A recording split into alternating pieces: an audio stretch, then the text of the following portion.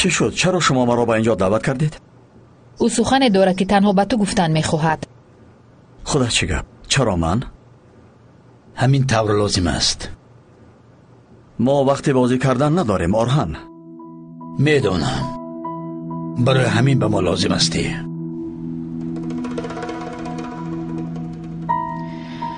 خوب انا اومد. گپ زدن رو سر کن. ما را تنها گذارید. نه این خیل نمی شود. این طور باشد من دیگر گم ندارم. کمی آرام شو. تو تصور میکنی که در کجایی آرهن؟ راه بازگشت نداری. میدانم. من حاضر همش رو میگویم، ولی اگر چیز زیادتر خواهید پس خواهشم را اجرا کنید.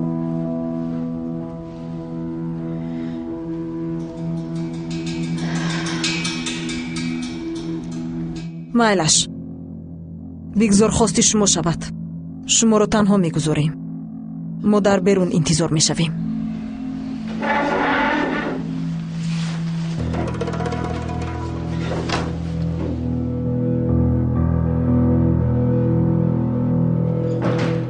ما تنها موندیم. تو را گوش میکنم آرهن.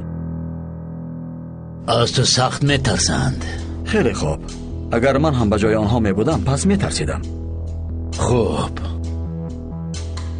این طور باشد مرا با دقت گوش کن. چی شد؟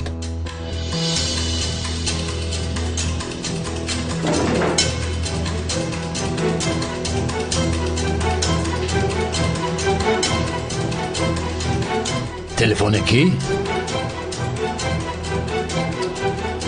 پروکورور کنجکاو. دریا، تو مرا میشنوی؟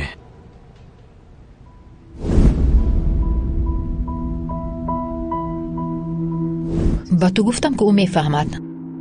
خیلی خوب میشنوم یوز. خیلی خوب.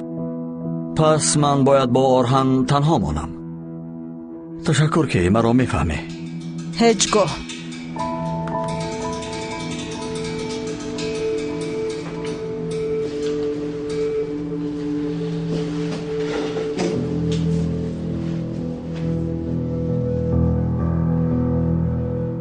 گپ زن. اگر سمی فهمد که تو این گپ ها رو شنیدی جای گریز میجوید. مرا اینقدر زیاد تعریف نکن آرهن. تو خودت را از من بهتر میدانی. برای از سمی انتقام گرفتن از این راه بهتری نبود. خلاص در پس سمی هم آدمانی با قوت هستند. یعنی آدمانی هستند که لجام او را می‌دارند. همیشه کسی را با تناب می‌دارد. آن کسی که تناب را می‌دارد او هم آدمی دارد که تناب را باز از بالاتر می‌دارد. ولی او چنین نیست.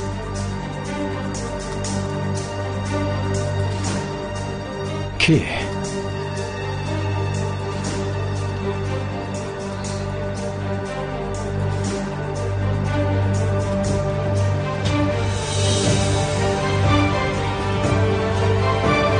کی؟